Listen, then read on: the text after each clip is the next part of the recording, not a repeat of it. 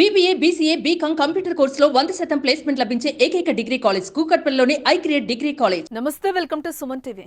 ఎవరైనా పార్టీలు చేసుకుంటే ఏ పబ్బో బారు లేదంటే ఇళ్లలోనో మరి ప్రైవసీ కోసం అయితే ఊరికి దూరంగా ఏ చెట్ల కిందో చేసుకుంటారు కదా. కానీ ఓ ముగ్గురు యువకులు వెరైటీగా పార్టీ చేసుకుందాం అనుకున్నారు. అందుకోసం రైల్వే ట్రాక్ని ఎంచుకున్నారు. పట్టాలపై కూర్చొని ఫుల్గా తాగారు.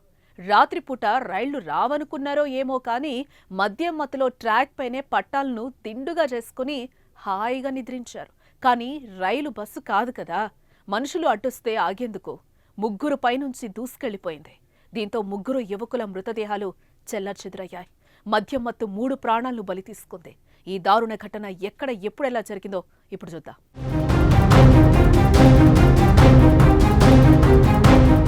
కర్ణాటక రాష్ట్రం గంగావతి పట్టణంలోని కిలా ఏరియాకి చెందిన మౌనేష్, క్యాంపువాసి సునీల్, హిరేజంతకల్కు చెందిన భీమా నాయక్ అనే ముగ్గురు ప్రాణ స్నేహితులు.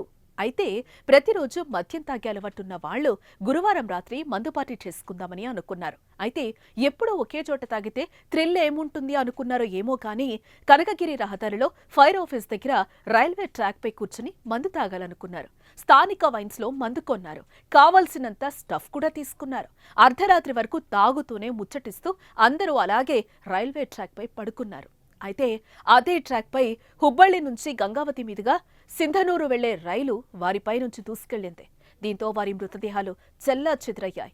సమాచారం అందుకున్న గదగ రైల్వే పోలీసులు ఘటనా స్థలానికి చేరుకుని మృతదేహాలను పరిశీలించి కేసు నమోదు చేసుకుని దర్యాప్తు చేస్తున్నారు. అయితే మద్యం తాగాలనుకున్న వారు రైల్వే ట్రాక్ పై తాగడం ఏంటో, మద్యం మత్తులో రైలు పట్టాలపై ఆదమర్చి పడుకోవడం ఏంటో అనుకుంటున్నారు స్థానికులు.